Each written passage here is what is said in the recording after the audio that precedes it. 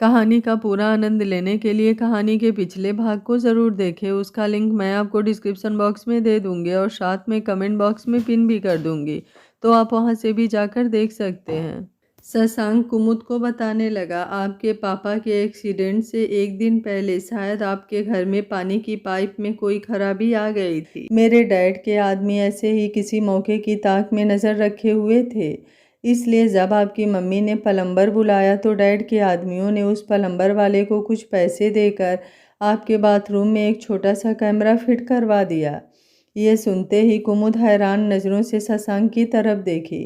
शशांक गुस्से से अपनी आंखें बंद किए हुए, इस तरह उनके पास आपका नहाते हुए वीडियो रिकॉर्ड हो गया। जब उन्होंने फ़ोन पर मुझे ये बात बताई तो मुझे लगा कि शायद वो झूठ बोल रहे हैं, लेकिन कुछ ही देर में वो वीडियो मेरे मोबाइल पर आ गई थी। उन्होंने बस एक दिन का समय दिया था ताकि मैं किसी तरह आपको अरुण के पास ले जाऊं।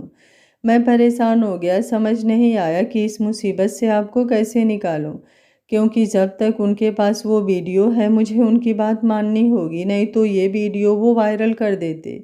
मैंने अनुज को फ़ोन किया, लेकिन उसे भी आने में कुछ वक्त लगना था। तब मैंने डिसाइड किया कि मैं उनके दिए हुए टाइम से पहले किसी तरह का वीडियो उनसे हासिल कर लूं। इसलिए मैंने मुंबई अपने ऑफिस में फ़ोन करके अपने आदमियों को इस काम पर लगा दिया।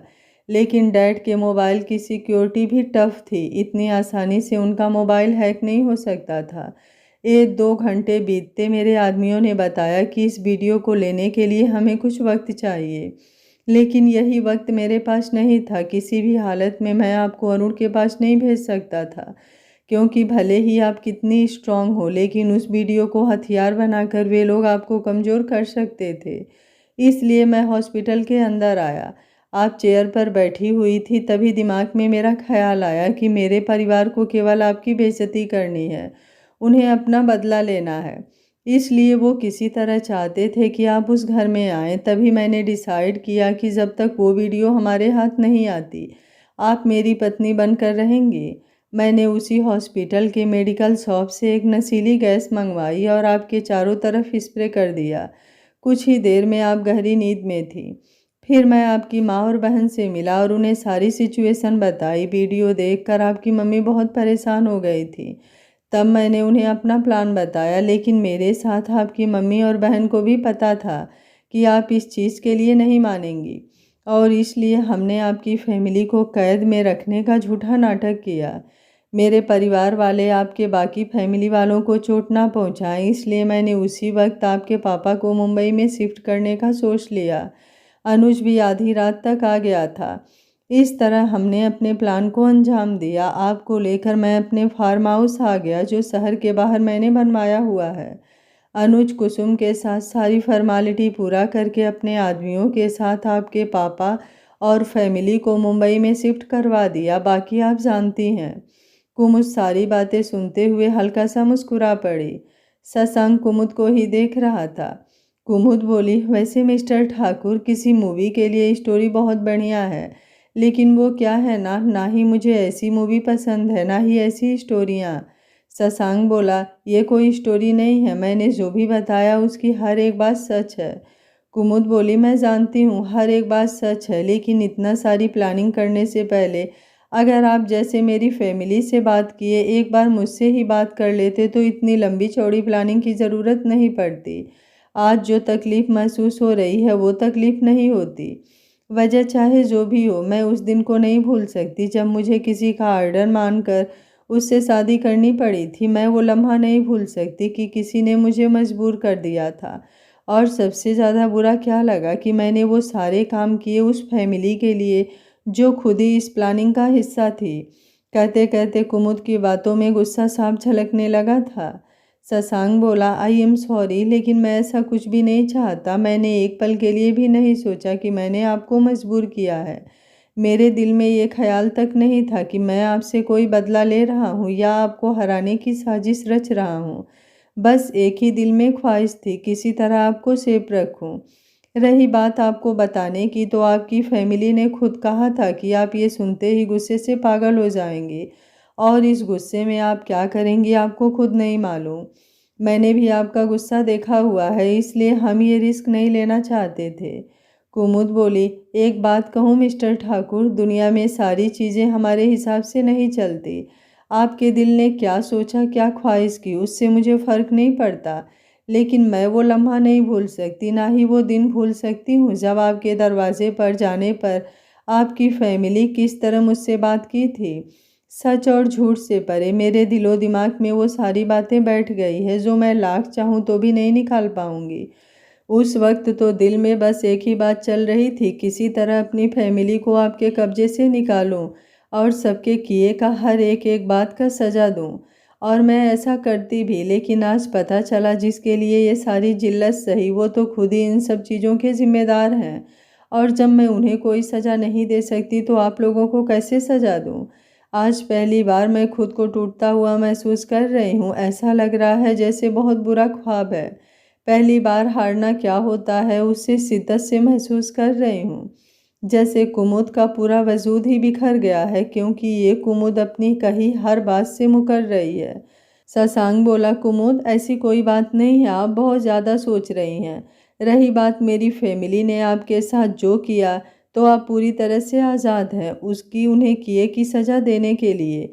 साथ में अगर मेरे लिए भी कोई सज़ा चुनी है तो मैं भी उसे खुशी खुशी कबूल कर लूँगा। लेकिन इस तरह बातें करके खुद को तकलीफ मत दीजिए। कुमुद बोली, मैंने अपनी बातें रख दी आपके सामने, अब आप यहाँ से जा सकते हैं। मेरे पीछे टाइम वेस्ट करने से आपको कुछ हासिल नहीं होने वाला। शशांक बोला, हासिल करने की चाह कभी रही नहीं, मैं तो आप में शामिल होना चाहता हूँ। कुमुद, मुझे बताने की ज़रूरत तो नहीं, क्योंकि आप भी ये समझती हैं कि मेरा दिल केवल आपके लिए धड़कता है। मैं आपसे मोहब्बत करता हूँ। मैं नहीं जानता आप क्यों इससे अनजान बन रही हैं, क्यों आप मेरी तरफ देखना भी गवारा नहीं समझती। लेकिन मैं एक बात आज बताना चाहता हूँ, आप इस शशांक ठाकुर की रूह हैं। कुमुद बोली, आप गलत जगह दिल लगा रहे हैं ठाकुर साहब। मेरे लिए मोहब्बत की कोई परिभाषा तो नहीं, लेकिन इतना जानती हूँ कि मोहब्बत केवल मोहब्बत है। भले ही इसके एहसास से मैं अनजान हूँ, लेकिन मुझे इतना पता है कि जिससे मोहब्बत होती है उसके लिए कोई नफ़रत नहीं होती।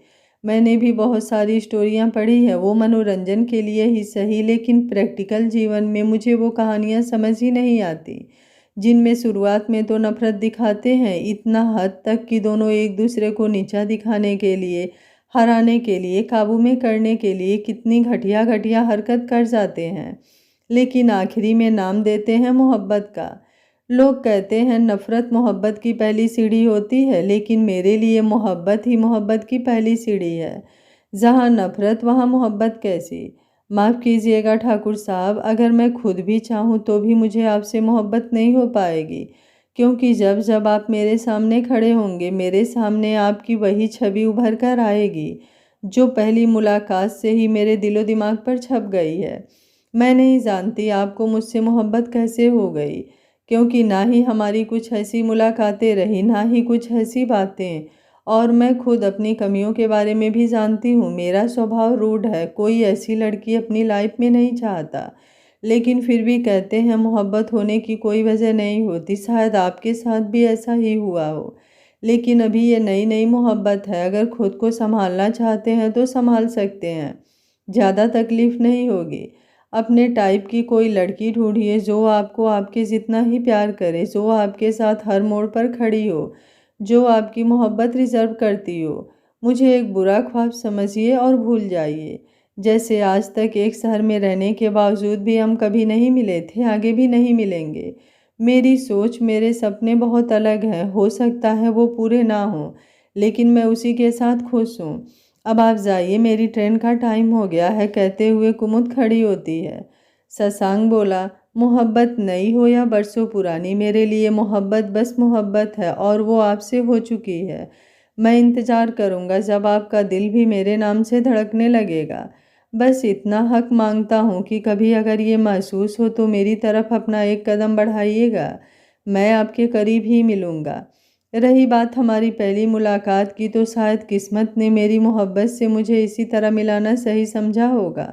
शायद अभी कुछ और वक्त मेरे हिस्से में इंतज़ार लिखा है, लेकिन मैं इंतज़ार करूँगा। और मुझे खुद पर और अपनी मोहब्बत पर इतना यकीन तो है कि एक दिन आपके दिलो दिमाग से अपनी उस गलत छवि को हटाते हुए केवल मेरी मोहब्बत का कब्जा हो जाएगा, कहते हुए उसके साथ कदम बढ़ा देता है।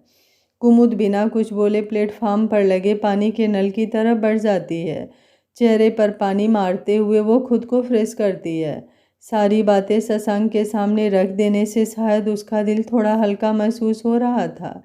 कुछ ही देर में ट्रेन प्लेटफार्म पर आ जाती है। वो ट्रेन में चढ़कर अपनी सीट ढूंढते हुए वहीं पर बैठ जाती है। शशांक भी उसके पीछे आ जाता है।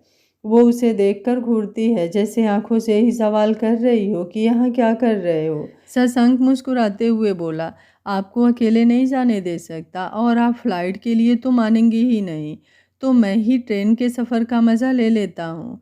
कुमुद बोली, मतलब आपको कुछ भी कहने का कोई फ़ायदा नहीं है। वेल, पब्लिक ट्रांसपोर्ट है, जैसी आपकी मर्ज़ी। लेकिन हाँ, शायद आपके लिए ट्रेन का पहला सफ़र है, इसलिए बता देती हूँ, टिकट तो आपके पास होगा नहीं। टीटी आएगा तो फाइन के साथ टिकट ले लीजिएगा, कहते हुए वो अपनी सीट पर चादर बिछाने लगती है। सामने वाली सीट पर एक औरत अपने 2 बच्चों के साथ बैठी हुई थी। ऊपर के दोनों सीट पर भी कोई लेटा हुआ था। कुमुद खिड़की की तरफ बैठ जाती है। शशांक भी वहीं थोड़ी दूरी मेंटेन करते हुए बैठ जाता है। थोड़ी देर में ट्रेन खुल जाती है। कुछ ही देर में ट्रेन में बहुत सारे खाने पीने की चीज़ें बिकने आने लगती है। ये देख शशांक को आश्चर्य हो रहा था। वो रात का खाना ऑर्डर कर देता है, बाकी चीज़ें उसे अनहेल्दी लग रही थी। कुमुद समझ रही थी। वो चना चाट खरीदती है, फिर सीट पर रखते हुए शशांक को भी खाने को कह दिया। शशांक बोला, ये तीखा तो नहीं होगा? कुमुद मुस्कुराते हुए बोली, पहले खाकर तो देखिए, कहते हुए एक चम्मच उसके मुंह की तरफ बढ़ा देती है। शशांक खा लेता है। उसकी आंखों में नमी आ जाती है। ये खुशी के आंसू थे। लेकिन कुमुद इन सब से बेफिक्र खुद खाने में जुट जाती है। शशांक जल्दी से उसके हाथ से चम्मच लेकर खाते हुए, ये तो सच में बहुत टेस्टी है। सामने बैठी औरत ये देखकर मुस्कुराते हुए बोली, लगता है तुम्हारे पति ने कभी इन चीज़ों को देखा नहीं है। ये सुनते ही कुमुद खांसने लगती है। शशांक जल्दी से उसकी पीठ थपथपाते हुए पानी पिलाता है और कुमुद को थोड़ा आराम मिलता है। शशांक बोला, इतनी जल्दी क्या है, आराम से खाइए। तभी वो औरत ऊपर लेटे अपने पति को कहती है, देखिए जी, ये लड़का अपनी पत्नी को कितना प्यार करता है। वो आदमी ऊपर से बोला, अभी नई नई शादी है तो प्यार से इस तरह दिखेगा। बेटा, हमारे जैसे बच्चे हो जाने दो, फिर पता चलेगा ये पत्नी किस चिड़िया का नाम है। पूरी जिंदगी कुंडली मार कर बैठ जाएगी तुम्हारे ऊपर। वो औरत बोली, अच्छा घर चलिए, अच्छे से बताऊंगी कि कुंडली मारना किसको कहते हैं। कुमुद तो ये सुनकर चुपचाप अपना सर झुकाए खाने लगी थी, लेकिन शशांक के होठों पर मुस्कुराहट थी। वो उस आदमी को देखते हुए बोला, तब आपकी शादी में मोहब्बत नहीं, केवल ज़रूरत है, क्योंकि मोहब्बत समय के साथ बढ़ती जाती है, ख़त्म होने का तो सवाल ही नहीं उठता। कभी सोचा है, जिस औरत ने आपके बच्चों को लाने के लिए सारी तकलीफ़ उठाते हुए मौत से लड़ी, वो औरत किसी चिड़िया का नाम नहीं, शक्ति का नाम होती है। कभी अपने गिरेबान में भी झांक कर देख लेना। औरत की बेवफाई पर जो इतना तिलमिलाते हो, अपने वफा से सवाल करके देखना कि तुमने पूरी सच्चाई से अपनी वफादारी निभाई है क्या। वो आदमी चुपचाप फिर से अपनी जगह पर लेट गया। वो औरत तो हैरानी से शशांक को देख रही थी। शायद पहली बार ऐसे मर्द को देख रही थी जिसकी नज़रों में, लफ्ज़ों में और शायद दिल में भी औरतों के लिए इज्जत थी। वो कुमुद की तरफ देखते हुए उसकी किस्मत से कुछ पल के लिए जल उठी, लेकिन उसके होठों पर मुस्कुराहट थी। कुमुद भी कुछ पल के लिए शशांक की बातें सुन उसे अपलक देखती रह गई थी, लेकिन जल्दी खुद का ध्यान उसकी तरफ से हटाते हुए सीट पर सीधा होकर बैठ गई, क्योंकि तब तक चना चाट खत्म हो गया था। शशांक भी अपने मोबाइल में कुछ काम करने लगा। कुमुद खिड़की से बाहर देखते हुए कुछ ही देर में थोड़ी बेचैन होने लगी। दरअसल उसे गाड़ी, बस से, ट्रेन में उल्टा बैठने से उसे चक्कर आते थे, इसलिए उसे उबकाई जैसा मन होने लगा था। लेकिन शशांक के बैठने की वजह से वो लेट भी नहीं सकती थी। वो अपनी आंखें बंद करके सोने की कोशिश करने लगी, लेकिन कंफर्टेबल महसूस नहीं हो रहा था। शशांक का ध्यान उसकी तरफ गया। कुमुद की बेचैनी उससे छुपी हुई नहीं थी। वो कुमुद की तरफ पानी का बोतल बढ़ाते हुए बोला, तबीयत ठीक है ना आपकी? कुमुद पानी पीने से मना करते हुए बोली, मैं ठीक हूँ। शशांक सीट से उठते हुए बोला, आप आराम से लेट जाइए। कुमुद बोली, लेकिन आप कहाँ बैठेंगे? अब रात हो रही है, सारे लोग अपनी अपनी सीट पर सोएंगे। शशांक बोला, मैं देखता हूँ कोई सीट मिल जाए। कुमुद सर हिला देती है। शशांक पूरी बोगी में घूमकर कोई सीट देखने लगता है, लेकिन सारी सीट फुल हो चुकी थी। कुमुद लेट गई थी, लेकिन उसे भी थोड़ी फिक्र हो रही थी, क्योंकि कहीं ना कहीं उसको पता था कि सीट नहीं मिलेगी। लेकिन जब कुछ देर तक शशांक नहीं आया तो कुमुद परेशान होकर उसे ढूंढने लगी। शशांक गेट के पास बैठा मिला। वहीं पर दो लड़के और बैठे हुए थे जो शायद स्टाफ थे। कुमुद को इस तरह शशांक को देख गुस्सा आने लगा। जाने क्यों उसे अच्छा नहीं लगा।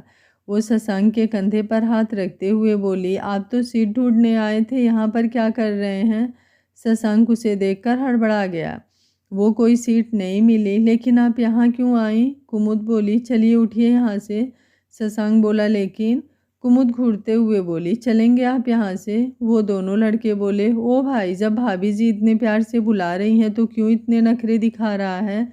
कुमुद दोनों लड़कों को एक नज़र घूर कर देखती है, जिससे दोनों सिट पिटा जाते हैं। शशांक मुस्कुराते हुए उसके साथ चलने लगता है। सीट पर आते हुए कुमुद बोली, आप खिड़की की तरफ से बैठ जाइए, मुझे खिड़की से बाहर देख थोड़ा चक्कर आते हैं।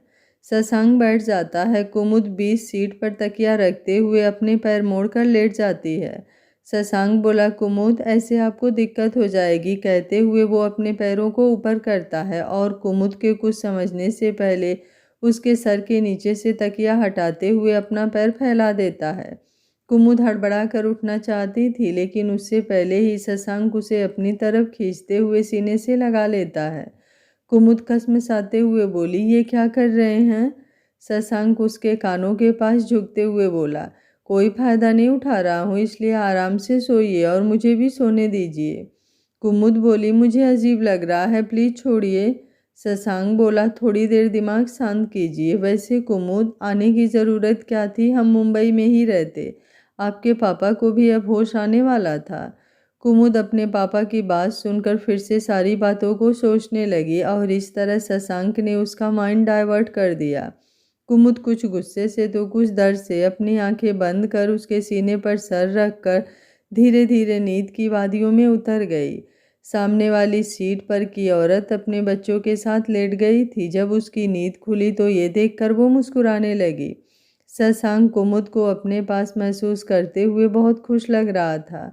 अपनी उंगलियां धीरे धीरे कुमुद के बालों में चला रहा था। उसने तकिया अपनी पीठ के पीछे रख खिड़की की तरफ पीठ टिका लिया।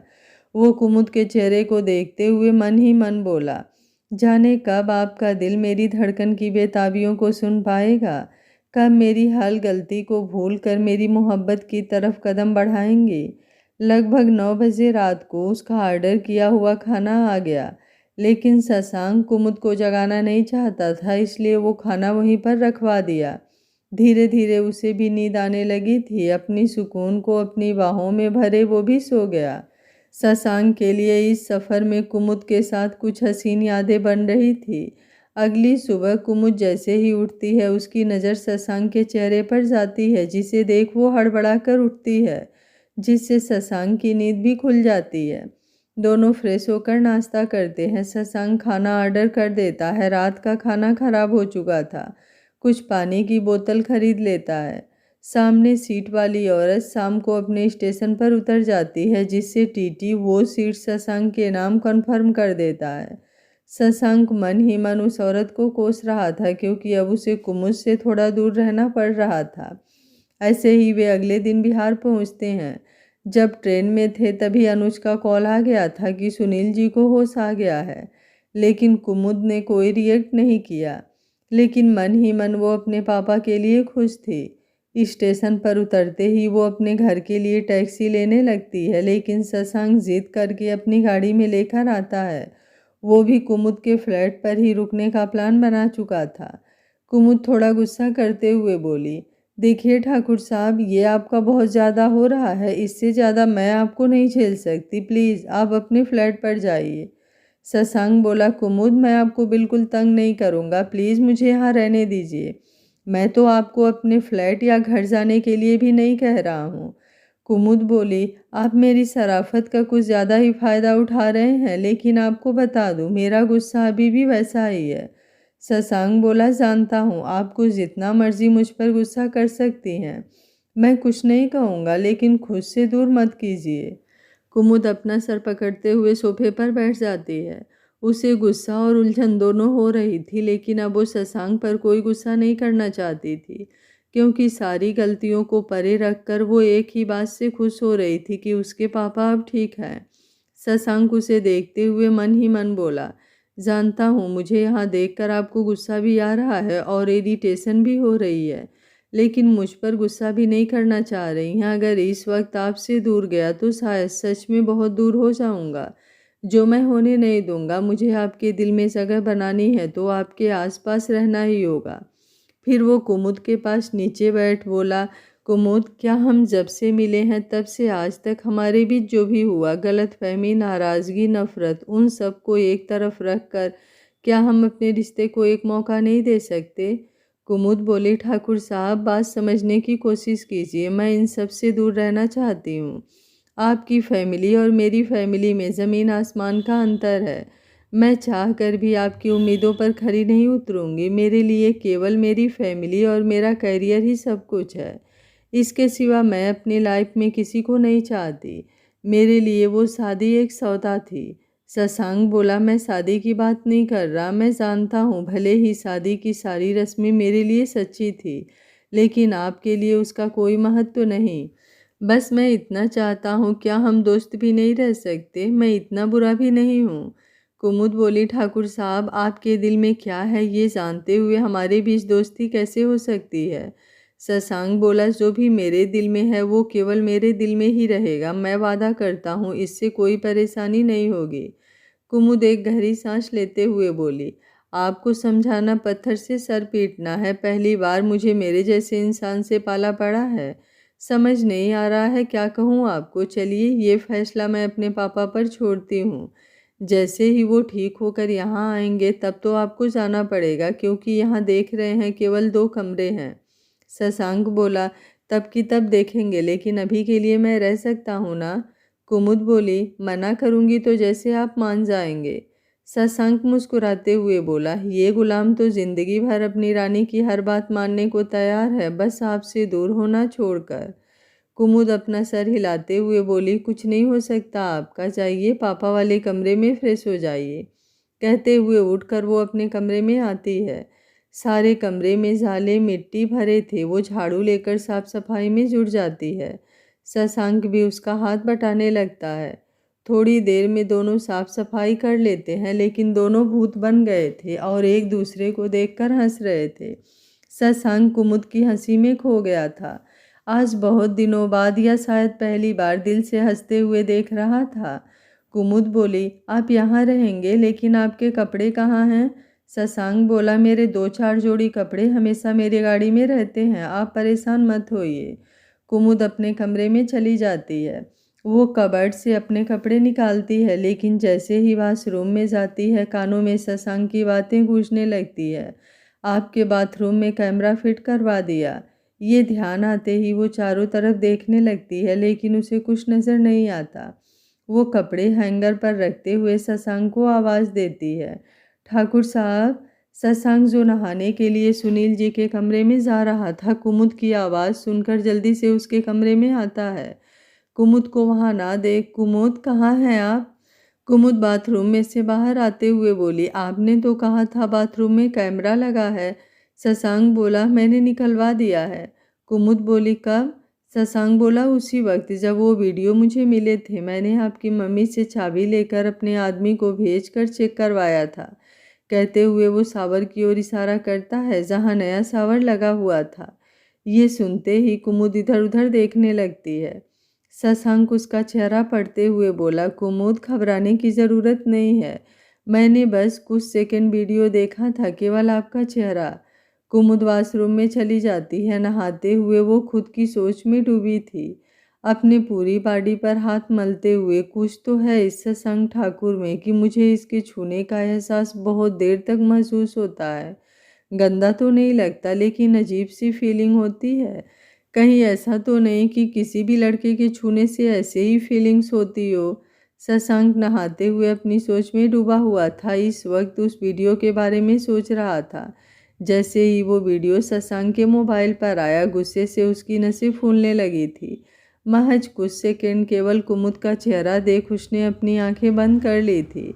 नहाने के बाद कुमुद किचन में कुछ खाने के लिए बनाने आई। तभी शशांक सुनील जी के कमरे में से आते हुए, खाना मत बनाइए, मैंने ऑर्डर कर दिया है। कुमुद बोली, लेकिन 2-3 दिन से तो बाहर का खाना ही खा रहे हैं, कहीं तबीयत खराब हो गई तो? शशांक बोला, कुछ नहीं होगा, कल सुबह से बना लीजिएगा, अभी खाना खाकर आराम कीजिए। अगर आपको अच्छा लगे तो अपने पापा से भी बात कर लीजिए। कुमुद किचन से बाहर आते हुए बोली, मेरे पास मोबाइल नहीं है। शशांक बोला, आपका मोबाइल आपकी दी के पास होगा। कहते हुए वो अपने मोबाइल से अनुज को कॉल लगाता है। अनुज से बात करने के बाद वो कॉल सुनील जी को देने को कहता है। इधर सुनील जी होश में आने के बाद कुमुद को ढूंढ रहे थे। तब सुभद्रा जी ने किसी तरह बात टालते हुए आज सुबह सारी बात बता दी थी, जिससे सुनील जी भी पहले सुभद्रा जी और कुसुम पर गुस्सा हुए, लेकिन दोनों की बात सोचने के बाद वो भी थोड़ा नरम पड़ गए। शशांक अपना मोबाइल कुमुद को देते हुए बोला, लीजिए, अंकल से बात कर लीजिए। कुमुद मोबाइल लेकर कान से लगाई। सुनील जी बोले, हेलो बेटा। अपने पापा की आवाज़ सुनकर कुमुद थोड़ी देर के लिए इमोशनल हो गई। वो अपनी आंखों में आई नमी को साफ करते हुए बोली, कैसे हैं पापा? सुनील जी बोले, मैं तो ठीक हूँ, आप कैसी हैं? आपको तो अपने पापा की याद भी नहीं आई। कुमुद मुस्कुराते हुए बोली, ऐसा हो सकता है क्या पापा? बस आप जल्दी से ठीक होकर घर आ जाइए। सुनील जी बोले, मैं ठीक हूँ, आप अपना ख्याल रखिए और गुस्सा थोड़ा कम कीजिए। कुमुद बोली, आप जल्दी से आइए पापा, I miss you. Sunil ji बोले, मुझे सारी बातें मालूम हो गई है, मुझे भी ये सुनकर गुस्सा आया। कुमुद बोली, पापा अभी आप मुझे गुस्सा नहीं करने को कह रहे थे ना, फिर आप क्यों कर रहे हैं? अभी आपकी तबीयत ठीक नहीं है, प्लीज़ कोई स्ट्रेस मत लीजिए, मैं ठीक हूँ, कोई परेशानी नहीं है। सुनील जी बोले, जानता हूँ, आखिर मेरी शेरनी जो है। कुमुद मुस्कुराते हुए बोली, वो तो मैं हूँ। दोनों कुछ देर बातें करके कॉल रख देते हैं, तब तक खाना आ जाता है। दोनों वहीं पर बैठकर खाना खाते हैं। खाना खाने के बाद दोनों अपने अपने कमरे में सोने चले जाते हैं। शशांक सुनील जी वाले कमरे में सोया था। दोनों सफ़र से थके होने के कारण जल्दी ही सो जाते हैं। अगले दिन कुमुद और शशांक नाश्ता करके अपने अपने कॉलेज और ऑफिस के लिए निकल जाते हैं। 3-4 दिनों में शशांक का बहुत सा काम रुका हुआ था। अनुज मुंबई वाले ऑफिस से सब कुछ संभालने की कोशिश कर रहा था, लेकिन वहाँ उसे हॉस्पिटल में भी सब देखभाल करनी होती थी। कुछ मीटिंग डिले हो गई थी, जिसे आज शशांक जल्दी जल्दी निपटा रहा था। इधर हवेली में शशांक और कुमुद को नहीं देख सब थोड़ी राहत की सांस ले रहे थे, लेकिन अरुण और शैलजा अभी भी बदले की आग में जल रहे थे। वीर ठाकुर में अब ज़्यादा हिम्मत नहीं बची थी, इसलिए वो चुप हो गए थे। सूर्य नारायण ठाकुर अपने किए की गिल्ट में जी रहे थे। सुलोचना जी अभी भी बात नहीं कर रही थी। शशांक ने दादी को फ़ोन करके सारी बात बता दी थी, जिससे दादी थोड़ी रिलैक्स थी। ऐसे ही दिन गुजरते हुए 1 हफ्ते हो गए थे। अब सुनील जी पूरी तरह से ठीक थे। सर का घाव अब भरने लगा था। अब वो खुद से चल फिर कर लेते थे। पैरों और हाथों की चोट भी अब ठीक हो रही थी। कुमुद हर दिन सुनील जी से बात तो करती, लेकिन सुभद्रा जी और कुसुम से उसने अभी बात नहीं किया था। शशांक उसके लिए एक नया मोबाइल ला दिया था। कुमुद ने पहले तो मना कर दिया, लेकिन शशांक ने कहा कि जब तक वे लोग मुंबई से आएंगे तब तक के लिए केवल यूज कर ले, फिर वो अपना मोबाइल ले लेगा। तब कुमुद मान गई। कॉलेज में 1 महीने बाद उसके सेकेंड ईयर के एग्ज़ाम होने वाले थे। अगले हफ्ते से कुसुम का एग्ज़ाम होने वाला था। अनुज के साथ कुसुम, सुभद्रा जी, सुनील जी आज घर आ गए थे। कुमुद घर पर ही थी।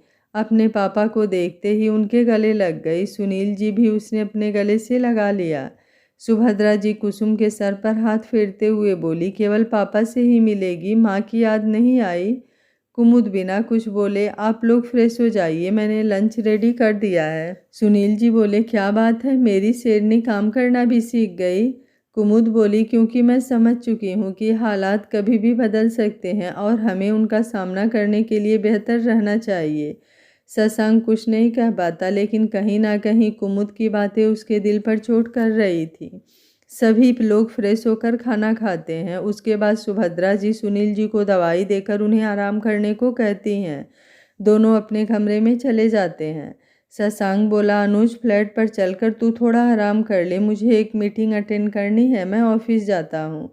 दोनों के वहाँ से जाने के बाद कुसुम कुमुद के पास आते हुए बोली, तू अब तक नाराज़ है? कुमुद बोली, नाराज़गी कैसी, बल्कि मैं तो थैंक यू बोलना चाहती हूँ। आप लोगों की वजह से ज़िंदगी का एक सबसे बड़ा सबक मिला। चाहे कोई कितना भी अपना हो, आंखें बंद कर भरोसा नहीं करना चाहिए। कहते हुए वो कमरे में चली जाती है। कुसुम की आंखों में नमी आ जाती है। तभी पीछे से अनुज उसके कंधे पर हाथ रखते हुए बोला, उनकी बातों को दिल से नहीं लगाते, जल्दी ही मान जाएंगे। कुसुम पीछे पलटकर अनुज के गले लगते हुए बोली, नहीं अनुज जी, वो केवल गुस्सा नहीं है, बल्कि बहुत हर्ट हुई है। नहीं तो मुझसे या माँ से इतना नाराज कभी नहीं हुई। अनुज जी, आपसे एक बात पूछूं, आप सही सही जवाब देंगे? अनुज बोला, मैं तुमसे झूठ क्यों बोलूँगा? कुसुम बोली, शादी करने के बाद जब हवेली गई तो वहाँ सब ठीक था ना? मेरा मतलब है कि किसी ने कुमुद को हर्ट तो नहीं किया? अनुज बोली, कुसुम, ये बात तुम भी जानती हो कि शशांक की फैमिली कैसी है। इसमें उनसे कुछ भी अच्छे की अपेक्षा करना बेवकूफ़ी होगी। इसलिए मैं ये नहीं कहूँगा कि भाभी के साथ वहाँ बदतमीज़ी नहीं हुई, लेकिन हाँ, शशांक हर पल उनके साथ था।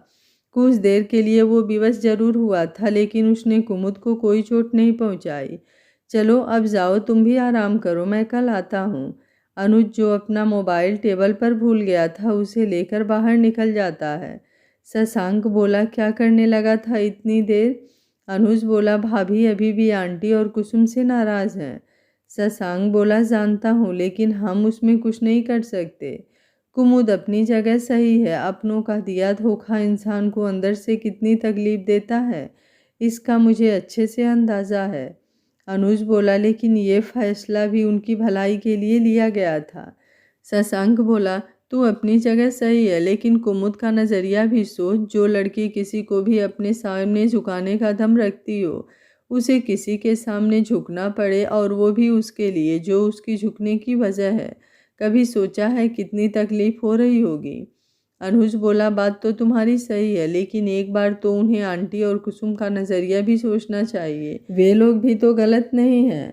शशांक बोला, मैं समझ रहा हूँ, वे लोग गलत नहीं हैं, और तू चिंता मत कर, अब अंकल भी आ गए हैं, मुझे विश्वास है जल्दी ही सब चीज़ें नॉर्मल हो जाएंगी। अनुज बोला, वो तो ठीक है, लेकिन अब तू कहाँ रहेगा? शशांक मुस्कुराते हुए बोला, ऐसे ही शशांक ठाकुर ने इतना बड़ा बिजनेस एम्पायर खड़ा नहीं किया है। अनुज बोला, मतलब तूने प्रॉब्लम का सल्यूशन निकाल लिया है? लेकिन क्या, कैसे? शशांक बोला, ये सामने वाली बिल्डिंग में तुझे कोई दिख रहा है? अनुज कुमुद के घर के सामने वाली 3 मंजिला बिल्डिंग देखते हुए, नहीं तो यहाँ तो मेन गेट पर ताला लगा हुआ है। शशांक मुस्कुराते हुए गाड़ी आगे बढ़ा देता है। अनुज चिल्लाते हुए बोला, मतलब तूने ये बिल्डिंग खरीद ली? शशांक गाड़ी में म्यूजिक सेट करते हुए, तो और क्या करता, लेकिन अभी कुमुद को मालूम नहीं है, इसलिए तू अपना मुंह बंद रखना। अनुज बोला, लेकिन यार रहने आएंगे तो उन्हें मालूम तो होगा ही ना। शशांक बोला, अभी हम नहीं रहेंगे। अनुज बोला, क्या? देख यार, तेरी बातें मुझे समझ नहीं आ रही, तू साफ साफ बताएगा तेरे दिमाग में क्या चल रहा है? शशांक बोला, बात यह है कि मैंने उनके फ्लैट के ऊपर वाला फ्लैट किराए पर लिया है। वैसे मैंने इस बिल्डिंग के मालिक से भी बात कर ली है, लेकिन अभी इस फ्लैट में 3-4 और परिवार रहते हैं, जो कि लगभग घर खाली करने के लिए 6 महीने का टाइम मांगे हैं। लेकिन मैंने सभी परिवार से बात कर ली है, वे लोग यहीं रहेंगे। बस बिल्डिंग जिसकी है वो 2 भाइयों की है, जिसका एक भाई अभी विदेश गया हुआ है। उसके आने पर दोनों की रजामंदी होती है तो ये बिल्डिंग भी हम खरीद लेंगे। अनुज जल्दी से शशांक के गले लगते हुए, अरे वाह, क्या न्यूज़ सुनाई है मेरे यार, अब मैं भी कुसुम के साथ रह सकूँगा। शशांक बोला, क्या कर रहा है, ठीक से बैठ, अब ये गले अब अपने कुसुम को लगाना। अनुज मुंह बनाते हुए अपनी सीट पर बैठ जाता है। शशांक हंसते हुए बोला, अब लड़कियों की तरह मुंह फुलाना छोड़ और जाकर आराम कर। अनुज ने देखा तो अपने फ्लैट पर पहुंच गए थे। चल ठीक है, अगर कोई ज़रूरी काम हो तो फ़ोन कर देना। शशांक बोला ओके। वो अपनी गाड़ी ऑफिस की तरफ ले लेता है। कुमुद हॉल में बैठी पढ़ाई कर रही थी, बाकी सब अपने कमरे में आराम कर रहे थे। शाम के 4 बजे सुभद्रा जी हॉल में आती हैं। कुमुद तब तक टीवी देख रही थी। सुभद्रा जी उसके पास बैठते हुए बोली, कब तक नाराज रहेगी? एक बार हमारी बात भी तो सुन ले। कुमुद बिना कुछ बोले टीवी देखती रहती है। सुभद्रा जी बोली, तेरे यही गुस्सा और जिद देखकर हमने तुझे कुछ नहीं बताया, तू समझती क्यों नहीं? अगर कुछ गलत हो जाता तो हम लोग समाज में कैसे मुंह दिखाते? क्या ये बात तेरे पापा बर्दाश्त कर पाते? और सबसे पहले तू क्या करती? हमारा समाज तेरा बाहर निकलना मुहाल कर देता। कैसे पूरा करती अपने सपनों को जो जर्नलिस्ट बनने का देख रही है? सुनील जी अपने कमरे के दरवाजे से ये सब देख रहे थे। कुमुद को कुछ भी ना बोलता देख वो उनके पास आते हुए, सुभद्रा जी आज थोड़ा बारिश वाला मौसम है, हॉस्पिटल का खाना और दवाई खाकर मुँह तो कड़वा हो गया, कुछ आपके हाथों के चाय और पकौड़े मिल जाते। सुभद्रा जी मुस्कुराते हुए बोली, जी मैं अभी लाई, कहते हुए वो उठकर किचन में चली जाती हैं। सुनील जी आकर कुमुद के पास बैठ जाते हैं। सुनील जी कुमुद के सर पर हाथ रखते हैं। कुमुद सुनील जी के कंधे पर सर रखते हुए बोली, क्यों किया इन लोगों ने ऐसा पापा? ये तो मेरे अपने थे। इन लोगों की वजह से मुझे उस शशांक ठाकुर और उसके परिवार की कितनी बातें सुनने पड़ी। माना शशांक ठाकुर तो गैर था, वो मुझे उतना नहीं जानता, लेकिन उसे जो सही लगा उसने किया। लेकिन ये लोग तो मुझे जानते थे ना। मुझे मरना पसंद है, लेकिन किसी के सामने झुकना नहीं, खास करके तब जब मैं सही हूँ। और वो ठाकुर फैमिली को इतना नीचे गिर सकता है पापा? उस सूर्यनारायण ठाकुर की तो मैं बेटी की उम्र की थी, फिर भी उसकी सोच इतनी गंदी हो गई। वो वीर नारायण ठाकुर हमारे दादा की उम्र का आदमी, क्या जिंदगी के अनुभव से उसने कुछ नहीं सीखा? सुलोचना ठाकुर एक औरत होकर भी दौलत का इतना गुरूर, क्या करेगी पापा इतने धन का? वो क्या वो सब अपने साथ लेकर जाएगी, या वो मरेगी तो सोने के कब्र में दफनाई जाएगी? किस बात का गुरूर है? और उस विजय ठाकुर की फैमिली के तो कहने ही क्या। आपको पता है पापा, मैं उसके दरवाजे पर उसके बेटे की पत्नी बनकर खड़ी थी, फिर भी उन लोगों की सारी बातें इतनी घटिया। कैसे पापा? मैं वो सारे लम्हे चाह कर भी नहीं भूल पा रही। और वजह कौन था? मेरे अपने। इन लोगों को आज तक मेरा गुस्सा ही दिखा, कभी ये क्यों नहीं दिखा कि हर प्रॉब्लम का सल्यूशन भी मेरे पास होता है। मुसीबतें कितनी बड़ी हो, कुमुद को कभी तोड़ नहीं पाती। ये विश्वास इन्होंने क्यों नहीं दिखाया? पापा, एक गैर लड़के पर इतना विश्वास किया और 20 साल जिस बेटी को पाला उस पर 1% विश्वास नहीं था। बस केवल यही विश्वास था कि वो गुस्सा करेगी। आई एम सॉरी पापा, आप सही कहते थे, गुस्सा हमारा ही नुकसान करती है। मेरा तो बहुत बड़ा नुकसान कर गई पापा। कहते कहते कुमुद जोर जोर से रो पड़ी। बीते हफ्ते का सारा दर्द आंसुओं के साथ बाहर आने लगा। सुभद्रा जी किचन के दरवाजे से कुमुद की सारी बातें सुन अपराध बोझ से घिर गईं। कुमुद की कही सारी बातें सही थी। वो ये क्यों भूल गई कि उसकी बेटी गुस्से के साथ अपना दिमाग भी यूज करती है। आज उन्हें कुमुद का नज़रिया समझ आया। आज तक वो अपने नज़रिए से सोच रही थी। कुसुम भी अपने कमरे के दरवाजे पर खड़ी रो पड़ी। सुनील जी कुमुद को अपने सीने से लगाए पहले उसे जी भरकर रोने दिया। सुनील जी की आंखें भी नम हो गई थी, लेकिन अब जो हो चुका था उसे बदला नहीं जा सकता था। बस उसे सुधार कर या भुलाकर फिर से सारी चीज़ें ठीक करनी थी। काफ़ी देर रोने के बाद सुनील जी उसके सर में अपनी उंगलियां फेरते हुए बोले, बेटा एक बात आप मानती हैं ना, गलतियां सबसे होती हैं, परफेक्ट कोई नहीं होता। और जब हमारे अपनों के ऊपर खतरा मंडराता है तो हम कुछ भी करके चाहते हैं कि उन्हें बचा लें। और कभी कभी इन सब चीज़ों में हमारा दिमाग हर तरीके से नहीं सोच पाता। कुमुद उनके कंधे पर सर रखकर केवल हाँ में सिर हिला देती है। सुनील जी बोले, बस यही वजह थी कि उस वक्त आपकी माँ और बहन भी इतना डर गई। कुछ वक्त पहले मैं ज़िंदगी और मौत से लड़ रहा था, उस पर आप पर इस तरह से संकट का आना, आप ही सोचिए क्या उस वक्त ये सही से सोच पाती? कुमुद ना में सर हिला देती है। सुनील जी मुस्कुराते हुए बोले, आप तो हमारी समझदार बेटियां हैं, अब आप ही सोचिए कि क्या उन्होंने जो किया वो पूरी तरह से गलत था? कुमुद बोली, मैं मानती हूँ पापा, पूरी तरह से गलत नहीं था, बस मुझे तकलीफ़ इस बात की हो रही है कि एक बार तो मुझे बताना चाहिए था, तब शायद मुझे इतना मजबूर होकर ठाकुर साहब से शादी नहीं करनी पड़ती। हम नकली शादी करके भी उस हवेली में जा सकते थे। मैं मेंटली इस चीज़ के लिए तैयार रहती कि वहाँ जाने पर वे लोग ऐसा बिहेव करेंगे, मुझे उनकी बातें सुनकर कोई तकलीफ़ नहीं होती। सुनील जी बोले, आपकी बात भी सही है बेटे, लेकिन कहा है ना, जब हम पहले से ही दुख में हैं और उस पर दुखों का पहाड़ टूटने लगे, तब हम कुछ पल के लिए ही सही हम डर जाते हैं। वो डर हमें पूरे तरीके से सही फैसला नहीं लेने देता। रही बात शशांक की, तो बेटा तुम्हारी माँ को तुम पर भी विश्वास था और शशांक पर भी। माना कि वो गैर है, हम उन्हें कुछ दिनों से जानते हैं, लेकिन बेटा क्या आपके मम्मी पापा इंसानों को परखने में इतने कच्चे हैं कि उन्हें सही गलत समझ नहीं आएगा? अगर शशांक के बारे में आप पहली मुलाकात को भुला दें, मेरे साथ उन्होंने जो बदतमीजी की उसे छोड़ दे, उसके बाद आप उसकी हर एक बात को याद करें, क्या वो आपको गलत लगा? कुमुद बोली, इसमें सोचने की क्या बात है पापा, उन्होंने कुछ भी गलत नहीं किया। सुनील जी ये सुनते ही मुस्कुरा देते हैं। सुभद्रा जी और कुसुम के होठों पर भी मुस्कान आ जाती है। ये देख कुमुद झेप जाती है। वो हड़बड़ाते हुए बोली, आप मुझे बातों में मत उलझाइए, वैसे आपकी बीबी ने अभी पकौड़े और चाय नहीं लाए। कहते हुए वो किचन की तरफ देखती है, जहाँ सुभद्रा जी रोते हुए मुस्कुरा भी रही थीं और अपनी दोनों बाहें खोलकर उसे बुला रही थीं। कुमुद जल्दी से दौड़ते हुए उनके गले लग जाती है। सुभद्रा जी बोली, रोते नहीं बच्चा, अब सब ठीक हो गया है। कुमुद रोते हुए मुस्कुरा पड़ती है। कुसुम भी आकर दोनों के गले लगते हुए बोली, आप लोग मुझे क्यों भूल जाते हैं, बड़ी तो मैं हूँ। कुमुद बोली, आप बड़ी हैं इसलिए तो सब जल्दी भूल जाते हैं, क्योंकि आप तो जल्दी ही अपने ससुराल चले जाओगे, ज़्यादा दिन तक तो मैं ही रहूँगी ना। दोनों बहनों का लड़ना चालू हो गया था। सुनील जी मुस्कुराते हुए अपनी छोटी सी फैमिली को देखकर खुश थे। सुनील जी अपनी छोटी सी फैमिली के साथ बहुत खुश थे, लेकिन जो कुछ भी हुआ था वो भी उनके दिमाग में चल रहा था। वो रूढ़िवादी नहीं थे, लेकिन शादी हमारे समाज में क्या मायने रखती है इस चीज़ को वो अच्छे से समझते थे। कुमुद और शशांक चाहे जिस परिस्थिति में हो शादी के बंधन में तो बंधे थे, यही अब उनके दिमाग में उथल पुथल मचाए था।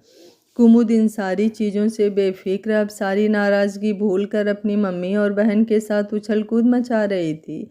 आज की रात शशांक के लिए थोड़ी लंबी गुजरी, क्योंकि इन दिनों अब कुमुद का साथ उसकी आदत बन गया था। रात को एक साथ खाना, फिर थोड़ी देर टीवी देखना, कुमुद की पढ़ाई में हेल्प करना, चाहे थोड़ी बहुत ही बातें हो, लेकिन शशांक उसको अपने आसपास देख खुश रहता।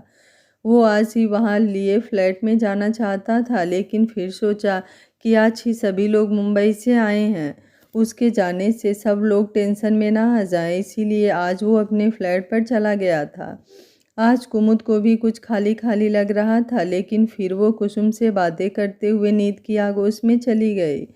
सुनील जी अपने कमरे में सोए हुए कुछ सोच रहे थे। सुभद्रा जी बोली, क्या सोच रहे हैं? सुनील जी बोले, अपनी दोनों बेटियों के बारे में सोच रहा हूँ। माना कुसुम और अनुज का रिश्ता नकली था, लेकिन कुमुद और शशांक ने सच में शादी की है। सुभद्रा जी बोली, आपका सोचना ठीक है, मैं भी चाहती हूँ कि वो दोनों हमेशा साथ रहे। शशांक बहुत ही अच्छा लड़का है, हमारी कुमुद को बहुत प्यार भी करता है, लेकिन कुमुद के दिल में क्या है ये हमें नहीं पता। सुनील जी ये भी समझ रहे थे कि शशांक और कुमुद का रिश्ता भले ही सच में हुआ हो, लेकिन जिस कंडीशन में हुआ उसमें कुमुद को इस शादी को एक्सेप्ट करने में बहुत मुश्किल होगी। शायद वो कभी ना भी एक्सेप्ट करे। इसका सिर्फ एक ही रास्ता था, कुमुद शशांक की फीलिंग को समझे और उसे प्यार करे, तभी उनका रिश्ता आगे बढ़ सकता है।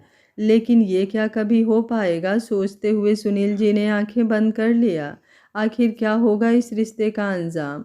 आगे क्या होगा इस कहानी में जानने के लिए देखते रहिए कहानी का अगला भाग। आगे कहानी बहुत ही इंटरेस्टिंग होने वाली है, तो कहानी के एक भी एपिसोड को मिस बिल्कुल मत करिएगा। अगर आपको कहानी अच्छी लग रही है तो वीडियो को लाइक शेयर एंड चैनल को सब्सक्राइब कर लीजिएगा। Thank you for watching. मिलते हैं कहानी के अगले भाग में।